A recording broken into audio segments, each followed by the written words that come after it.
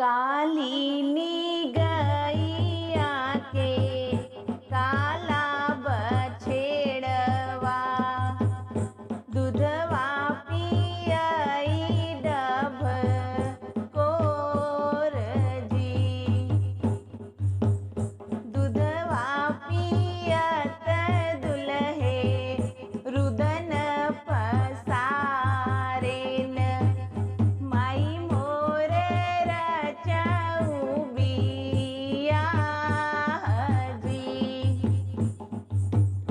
नाही घरे बाटे बेटा सोनवा से चांदिया, नहीं घर पान पुराण जी। नहीं घरे हाय तोहरे बाबा